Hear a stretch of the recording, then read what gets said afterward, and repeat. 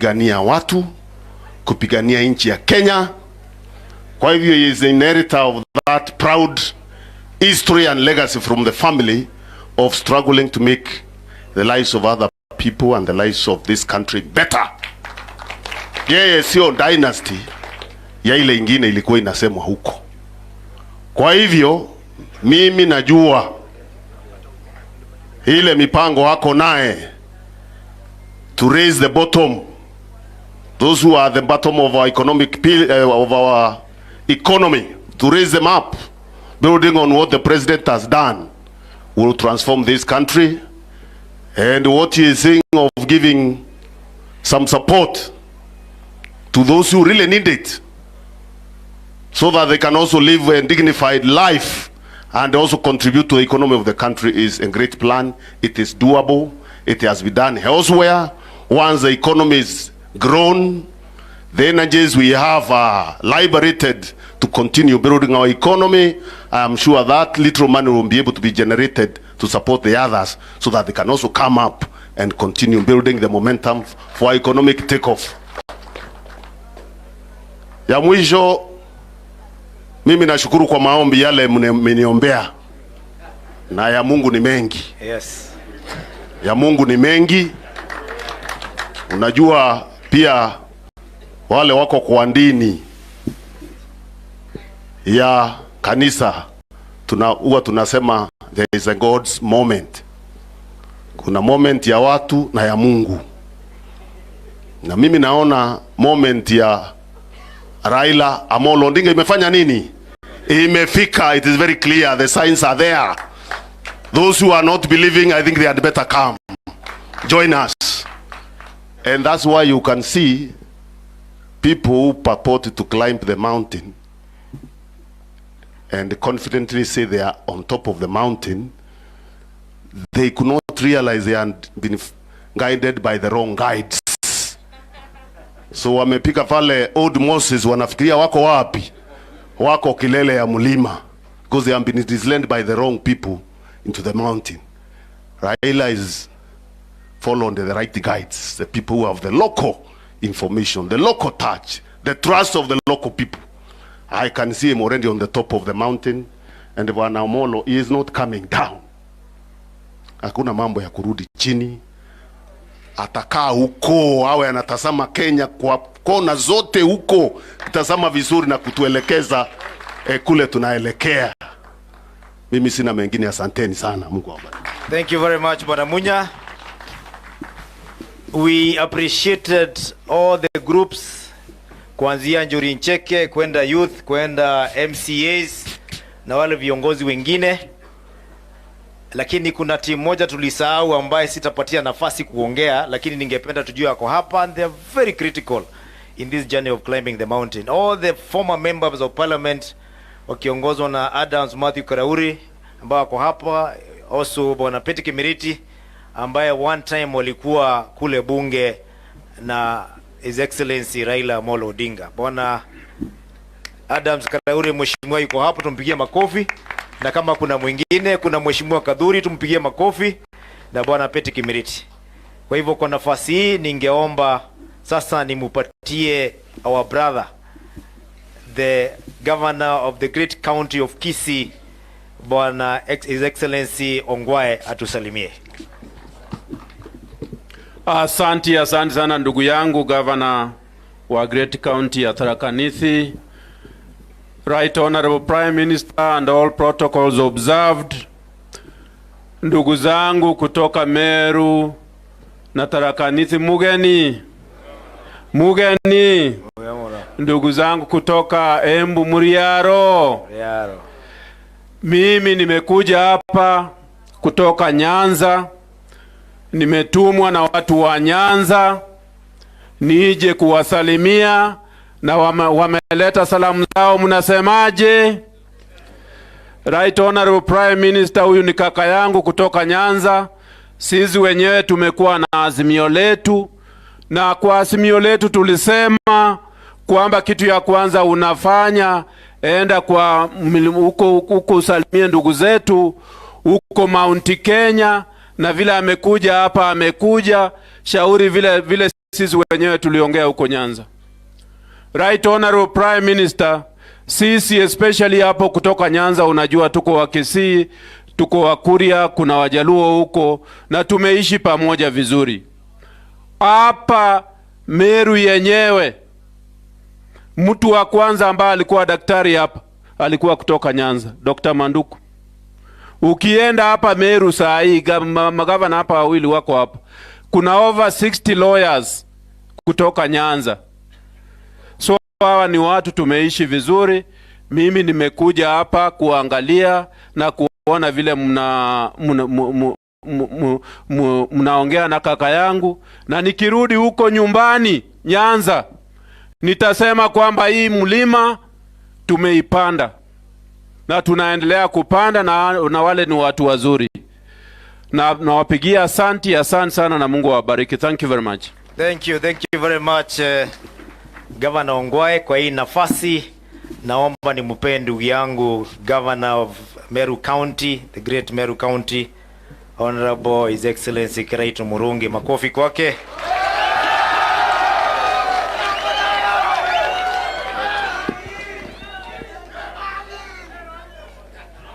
So antebetu wa embu mwaro betu wa Meru pule babega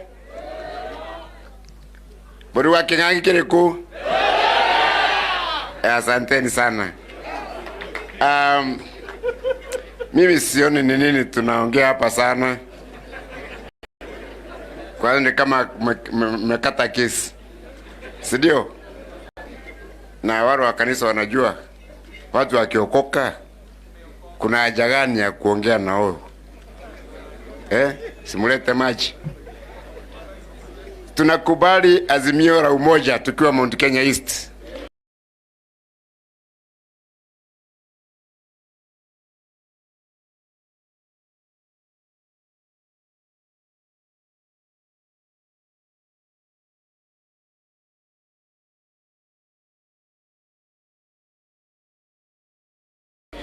Wala mekubali inu mikono Prime Minister aone.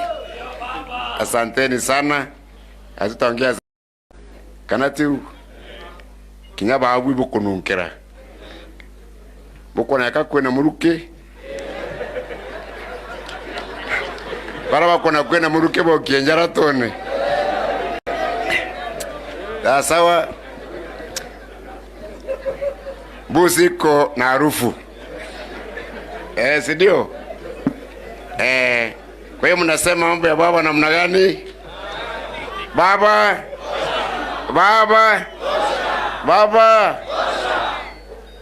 Ya tatu, siku hizi, politicians are very interesting. For all these years, they have never discovered that there were poor people in this country. They are now discovering them now. So kila mtu anachukua mic anaongea about the poor, mama mboga, bonda nini, as kama wao ni wageni Jerusalem. Kwani hatukuwa na hao watu? Si tulikuwa na mama mboga miaka mingi, tulikuwa na bonda, sidio? Everybody is talking the economic language of the poor. Vile nakuja kuinua watu, how we are going to do an economic revolution. Now, nyinyi mkiangalia, who can do an economic revolution in Kenya? Ni nani anaweza kufanya mapinduzi na mabadiliko makubwa katika nchi hii? This man is tested. I have worked with him, with James Orengo na wengine. We worked when it was very difficult here. And I like the mzee who talked there. Hata mimi niko na historia yangu. I knew Jaramogi personally and used to call me his son. Hata nimekuwa kwake Milimani Kisumu, tumekuwa huko mara mingi. And we followed him because of his politics. We not understand the politics of others. But Jaramogi always spoke for the poor and the oppressed. And that is a tradition which Raila has followed. And that's why we are talking positively about him. tulipigania ile vita ya Uhuru wa pili na hii Uhuru wa tatu. I have no doubt because Raila is a man with a lot of energy. Hata kama unasema ni mzee, Raila has a lot of energy. Number 2, the man is focused. He is very bright. Then he is a strategist and a fearless fighter.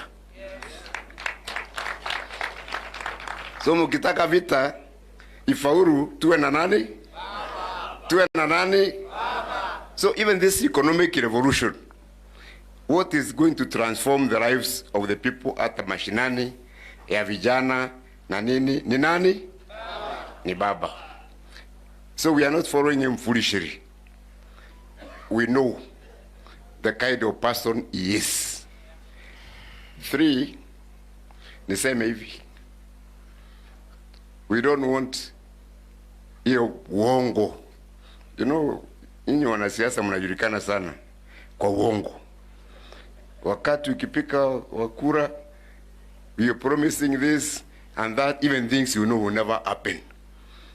Ili upigiwe kura.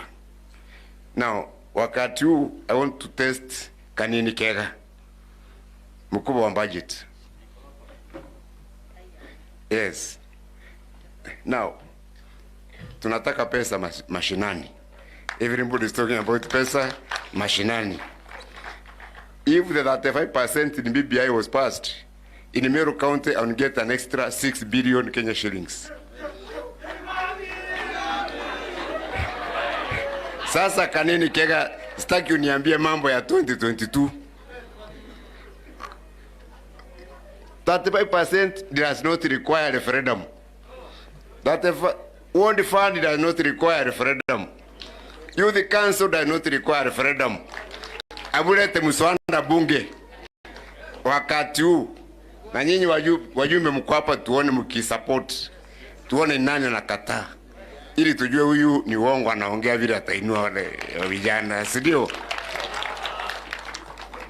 So Kanini Kega, because you are supporting baba, bring that motion in parliament. Tulete pesa mashinani, ipitishwe mwaka huu. Tutangojea hiyo implemented in the next budget cycle. Are we together? Mnakubali tumutume namna hiyo? Ila nakubali niwe mkono Kanini yaone. So Mount Kenya East wametuma Kanini Kega alete mswada bunge, ulete pesa wapi? Mashinani. Tuko pamoja? Finally sitaki kuongea sana kwa sababu mimi nisomea hapa Chuka. Kwa hivyo mimi nitaongea kwa kiwanja huko Chuka. But finally I ask for respect. Sisi si watoto, tumeona mambo mengi. We want to be respected as we respect others. We of Mount Kenya East. Are we together? Yeah, we don't want to be looked down on. We don't want to look down on anybody. We also don't want to be looked down on. And we also don't want to be marginalized, either politically or economically. Tunataka kukanyaga dunia hii kama wa Kenya wengine on our own. We know our brothers from the West. Akina Kimemia, you are our brothers.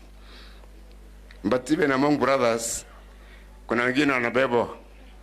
You can carry your brother on your shoulders. Sidio? We are saying now we of Mount Kenya East have come of age. Mtoto kwa mgongo. We want to walk side by side.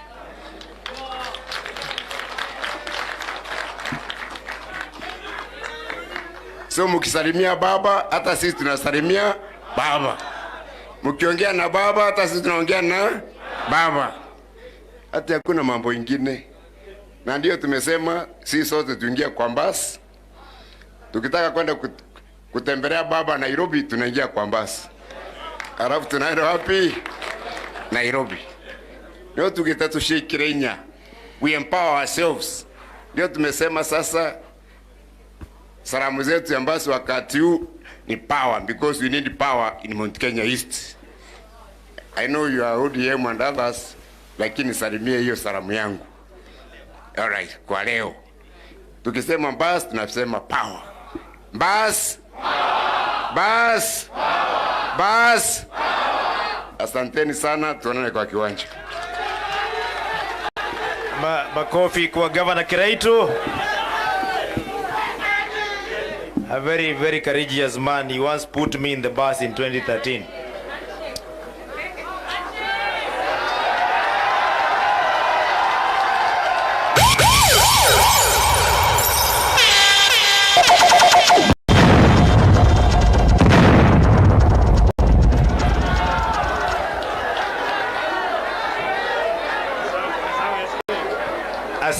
Asanti sana.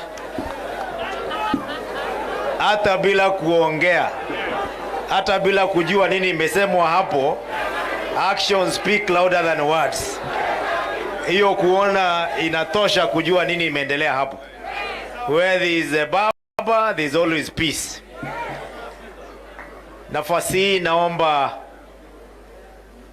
kwa kunyenyekea, kwa sababu Council of Governors tuko na chairman Governor wa Embu hapa, nimpatie nafasi Bwana Wambora atuongeleshe. Sheko.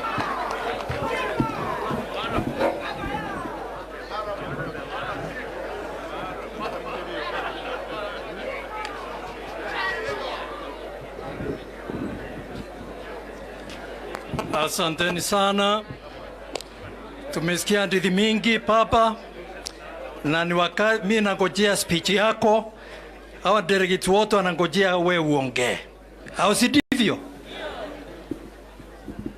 Honorable His Excellency the Prime Minister and the soon to be the 50th President of Kenya.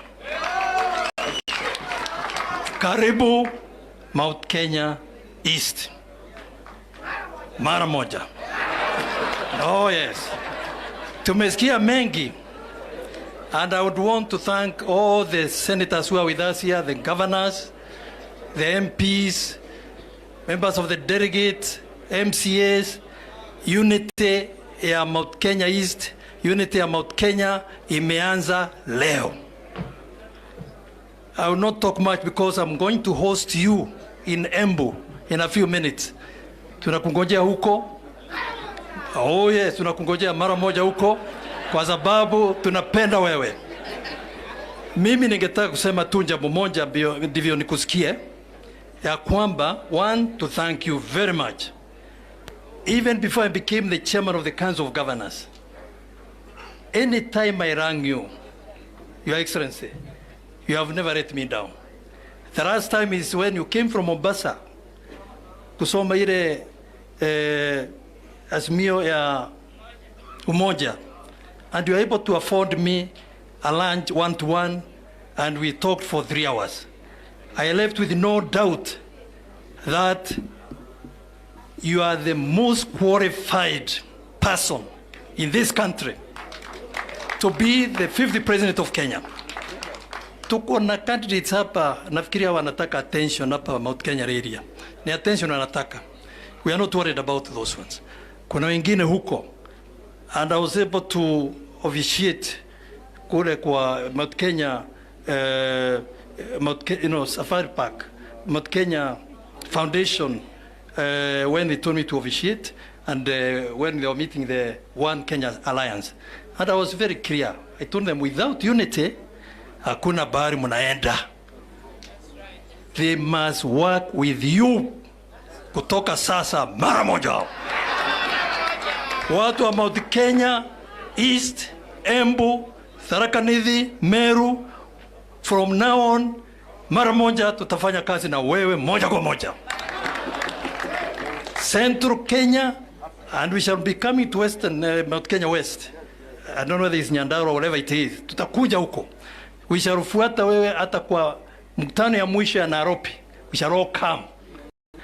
And I want to assure you, when we went to Mount Kenya, kule Sagana, I remember telling President Kenyatta, if you work with the governors, you can get more than a half. I promised that time that 5 wa kupitisha BPI in the counties. 45 counties led by the governors and the speakers and the MCAs, tulifanya hiyo kazi mara moja. In one day, the Super Tuesday. Even this one, governors are very reliable, and they can fulfill their promises, and they can also fund you mara moja. Kwa hayo machache, I don't know, I'll return it to my host governor. Ndivyo sasa I invite wale wata invite papa. Ndivyo sasa tuende kwa mkutano ya Chuka town, na mikutano tatu tu tutafanya kule Embu. Hapa kwa Mbonda, Kadagere, alafu Runyenjes, tumalizie Embu, na hiyo itafanyika mara moja. Asanteni sana. Usijali bwana governor. Mimi leo ndiyo mogeki, mimi nimeshikilia baba, nitamuita, usijali. Sorry. Just an announcement. Number one person who has empowered Mount Kenya East more than any other person is SK Macharia, who is here. Ningemwomba asimame tumpigie makofi. Kwa Muga FM, kwa Mwaro na mwingine. Bado iko kwa program. Okay, number one. Number two, I know what has annoyed us most in Mount Kenya East ni hizi Mau roads. When we heard they're being done in the west without any in the east,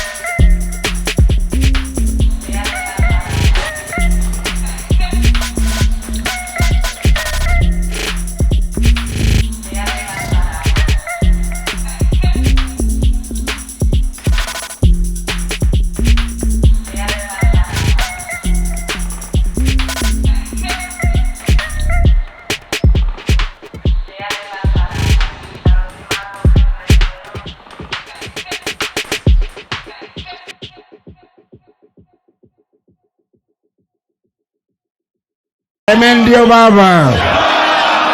Ya tatu. Nyamazeni tafadhali. Ya tatu. Baba ametangaza serikali yake ikiingia ataongeza pesa masinani kuja hapa Meru 6 billion Kenya shillings. Kwa wantu wetu mwere tuyenu ntuwa baba kuja nguvu. Wala amesema amefurahi wenu mikono baba one. Asanteni sana. Sasa kuna gari baba ingi sana na baba atamsamilia sahi. Lakini mbele ya kufanya hivyo kuna mwejeji Dr. Mweti yako wapi? Dr. Mweti. Apatiwa mic Dr. Mweti. Naweza kuja mbele kidogo.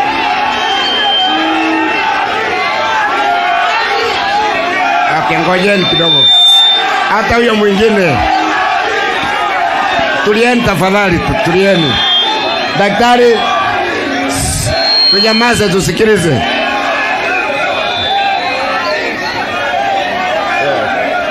Ngojeni daktari amsalimie. Amkaribishe baba hapa Nkubu.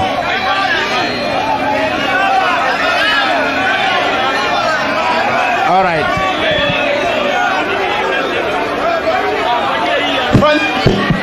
Hello. Antoba Saudi Menti ya Mujabo. Baba, karibu hapa Saudi Menti.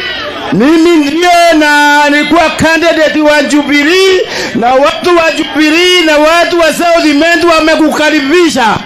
Watu wa Saudi Menti ni watu wa kulima. Ukiingia baba, angalia maslahi ya kulima, yani chai, mandizi na kitu. Asante baba. Okay, asante sana daktari. Sasa Gideon Kimathi apatiwe mic.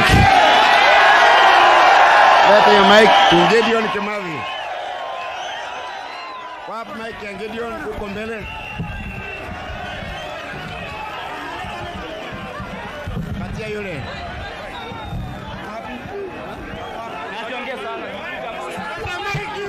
Haya basi. Tulieni Kimathi amsalimie. Haya.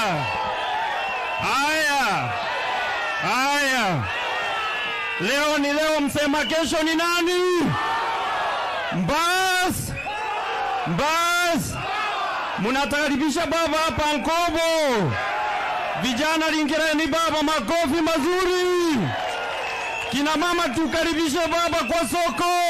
Mheshimiwa His Excellency hajawahi simama hapa hii Tharaka Nithi in peace aombe kura zake kwa sababu ya incitement.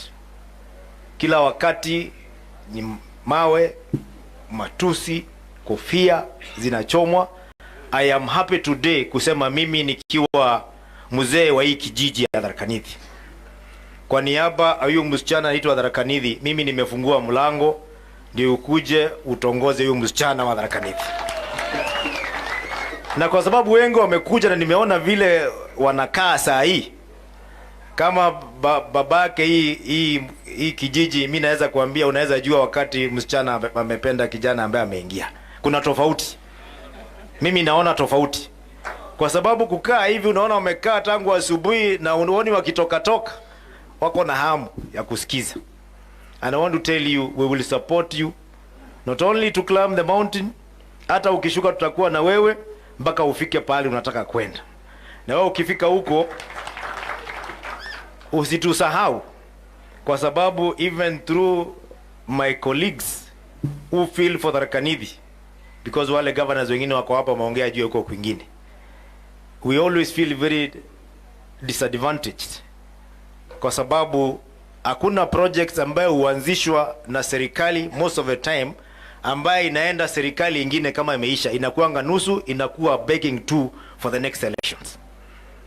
We are praying that you be different, because the roads zile zafaa ku connect county ya Meru, Embu na hapa katikati, zile mingi sana unasikia Kanini Kega akiambiwa asiweke pesa, ziko nusu. That is why it becomes very difficult to convince the people of Tharaka Nithi. I even understand the voter apathy that is there at the moment. Unauliza tutapigia kura nini? But all is not lost. I would like to sincerely send you to His Excellency and say we are very thankful. One of the stadiums, of mini stadium, is now ready, which is Kirobia Stadium in Chuka.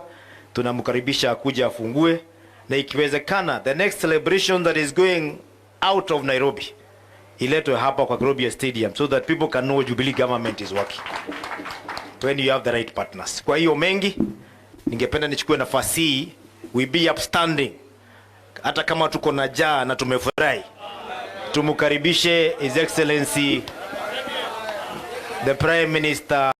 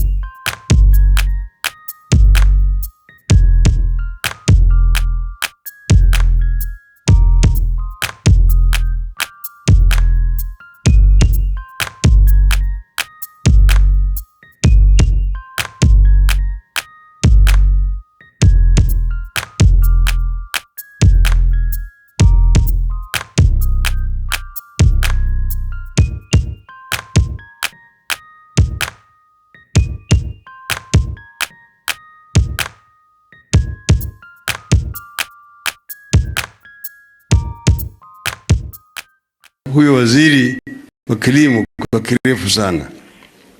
The reforms in the agricultural sector that can help our farmers, both small scale and large scale farmers.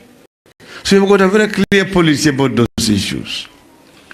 And therefore I don't want to bore you repeating what we are going to do in agriculture, in the issues of Mira. I said yesterday there, and this morning, the Mira which arrived in Mombasa were not taxed. And the chairman called Governor Joho and asked him to also talk to his counterpart in Kilifi and in Kwale to do the same. So, and we talked also about the cattle and cattle rustling between communities up there in Yambene. And here in Tharaka, we know the issues in Tharaka. We know about the semi-arid areas down there. And we had already discussed these issues when we were in the Grand Coalition government.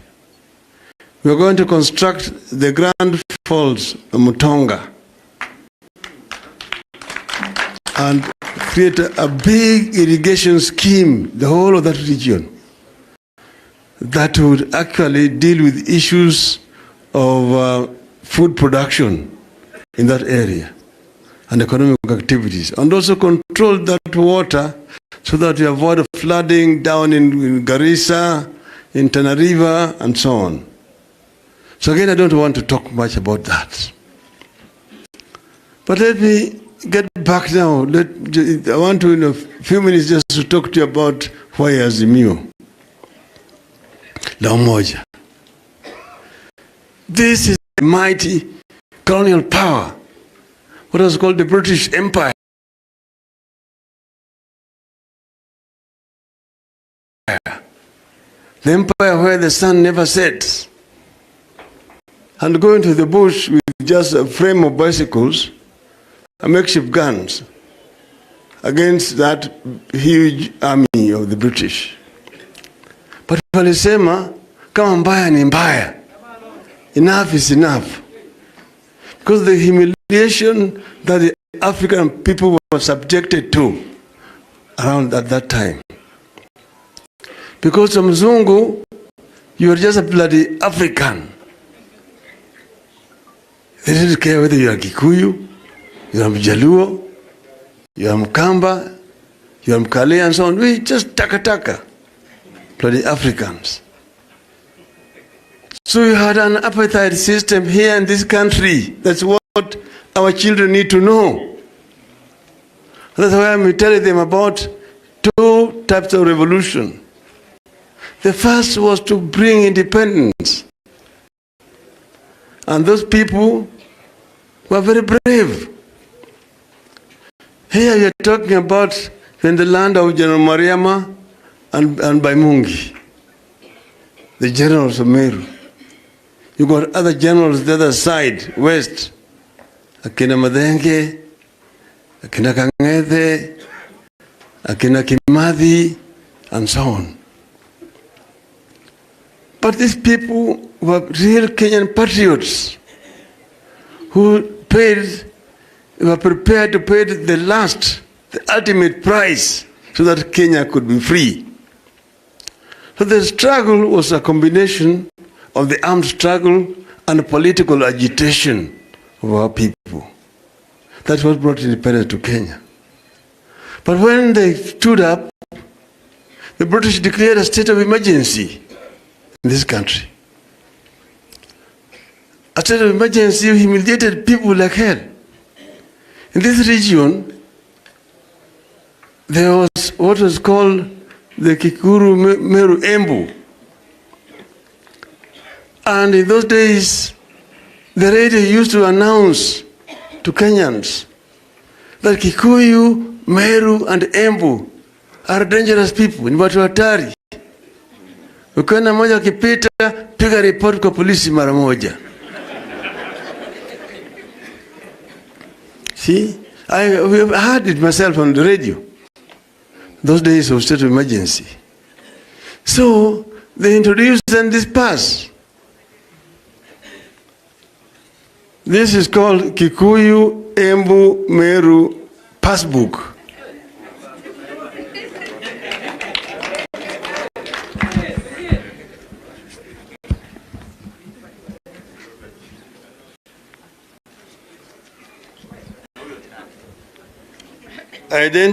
Identity registration number 1621. Name Simon Warorwa, son of Ngugi. Tribe Kikuyu. District Fort Hall. Location Gatanga. Chief Ndungu. Sublocation Ruegeda. Occupation clerk. Age 29 years. So now, inside there's a movement permit. And here you have to say movement from, to, via, valid between, and for the purpose of movement permit register entry number, this kind of thing. So if you did not have this, you were not allowed to travel, to move anywhere. And this is the kind of humiliation that we are coming from. And that is what eventually, because this is part of this land who had been grabbed by the British, going all the way down up to Eldoret, up to Kitale. It was called the White Highlands. And that is what actually moved the people to take up arms against the British. So therefore we hailed these people. And when the British moved in, they arrested very many people and they killed very many people. Very many people were killed in this area. And then they were taken, some of them were taken to detention camps in Hola and in Manyani. I have lived in Manyani camp where my mom were detained. They were taken there because it is in the middle of the Savo. So that if you escape, you'll talk with the wild animals, the lions and the leopards inside the Savo. So, and they were tortured badly. Maroncha told you, Mr. Maroncha, he was there, he knows about all these things. That's why I asked him to talk here. The Maroncha, he didn't tell you that Jaramogi sent him to Bulgaria to study there later on with Mr. Nduga Kadambana of Runyenjes from this region. But then they were killing my mouse there in Hola and how do you call it, in Manyani. Then Jaramogi, as the chairman of African Elected Members Association, chaired a meeting of AIMO. There were 14 members. And they asked Tom Mboya, who was the secretary, to move a motion to discuss the condition of detention at that time. Kenyatta also and his team had written a letter because they were being detained in a place called Kitang in Lodwar. And they had also written a letter to say that they are being held in inhuman conditions. And that letter appeared in the Times of London and the Guardian. So the governor issued a statement here saying there are no Maumau detainees in Kenya, there are no political detainees in Kenya. There are only criminals who have been tried and convicted. So that motion was moved by Tom Mboya. And when Jaramogi stood to speak, he said that in the heart of hearts of the African people, Jomo Kenyatta and all those who were detained with him were and are the true leaders. And their continued detention offends the conscience of our people. That is what started the struggle now for moving people to release of Kenyatta. But Jaramogi was disowned by 12 of the elected members. Only Masindi Muliro supported him when he moved that motion in Parliament. But that is now history lesson. What I'm trying to say is that this country is one. When Jaramogi came out, he was sent out of Parliament, and then Kiano said that those people are not our leaders. They were leaders at that time, but they were not elected by anybody. We are now the elected leaders, therefore we are now the leaders. Jaramogi challenged him to a meeting in Fort Hall, then Muranga, and he refused. But Muranga people spoke and supported Jaramogi, and many other people. Then the struggle started, Uhuru na Kenyatta. Wakaanza kusema Uhuru na Kenyatta. Jaramogi said it's not Uhuru na Kenyatta, it's Kenyatta na Uhuru. Because those people are saying we'll get independence, then we release Kenyatta. Jaramogi said, no, we release Kenyatta to lead us to independence. Then the governor called Jaramogi and offered him to be the prime minister. And Jaramogi refused and told him that Kenyatta is just here in Lodwar. Release him to come and lead us into independence. That brought then the unity of the people of Kenya. And people of Kenya started speaking with one voice from that time onwards. And now I'm saying that that unity is what brought independence. And those founding fathers of our nation had a vision, which you find in our national anthem. Lord, bless this land of ours. Justice be our shield and defender. May we dwell in unity, peace and liberty. Plenty be found within our borders. Unity first. So they said. And that unity is what we have not had up to now. And without unity, plenty cannot be found within our borders. And in the Bible, a land where plenty is found is called? Sio Raila ndiye amesema. So that is the Canaan I'm talking about. But we must first be united. And that's why I came up with the idea of Azimio la Umoja. Let us unite, then we'll be able to achieve economic prosperity. We'll be able to lift this country from where it is to where we want it to be. Everything already is there. Your Vision 2030 aimed at living this country from a third world economy to a middle income status by the year 2030. But we must be united. You cannot go there as Tharakans, Meruans, Ambians, Kikuyus, Luos, Kambas, and so on. We will only get there if we go there as one Kenya, as Kenyans. And that's why I've come up with 5 U's.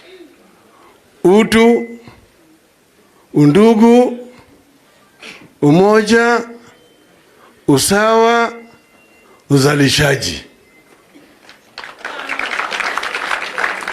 And if I mention one, say inawezekana. Utu, inawezekana. Undugu, inawezekana. Umoja, inawezekana. Usawa, inawezekana. Uzalishaji, inawezekana. Uchumi bora, inawezekana. Uchumi bora, inawezekana. I said that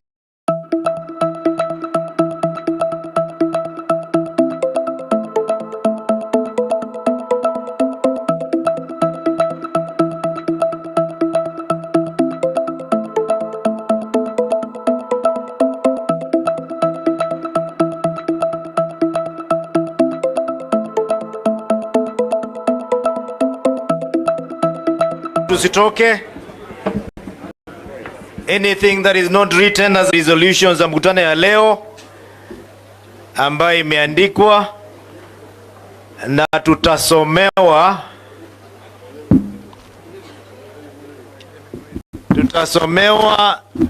na Dr. Kilemi Mweria. Let us sanitize tafadhali.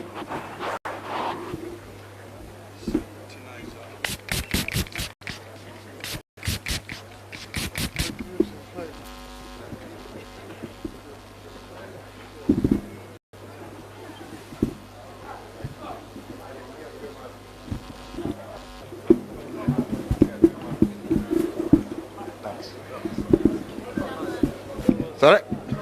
Oh, okay.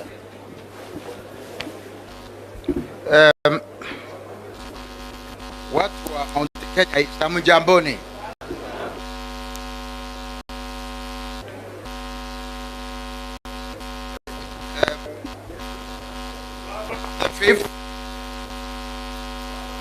The fifth, Baba.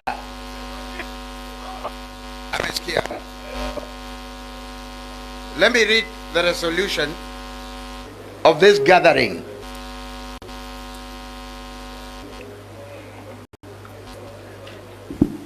We, the leaders drawn from the counties of Meru, Embu, Tharaka, Nithi, have met on this 19th day of October 2021 in Chuka and agreed to unite our people on a political path that benefits our people and the Kenyan nation as a whole. We have deliberated on the unique problems facing our region, including lack of markets,